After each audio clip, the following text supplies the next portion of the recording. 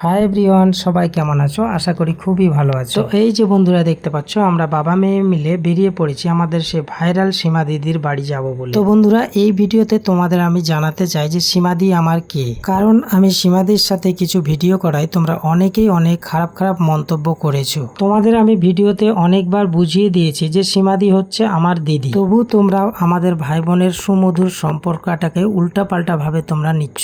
তা নয় তা বলে দিচ্ছ। এবার তো তোমরা আরো বলবে যে আমি মুসলিম আর সীমাদি হচ্ছে হিন্দু, তো কি করে আমরা ভাই বোন হলাম? তো ফার্স্ট তোমাদের আমি ক্লিয়ার করে দিই যে সীমাদি হচ্ছে আমার ধরম দিদি। আমি যখন ক্লাস 10-এ পড়ি তখন সীমাদির সাথে আমার টিউশনে দেখা, আর সেখান থেকেই আমাদের ভাই বোনের সম্পর্কটা। আমাকে নাকি ওর খুব ভালো লাগতো, তাই আমাকে ও ভাই বলে ডাকতো, আর এইভাবেই আমরা তখন থেকে ভাই বোন।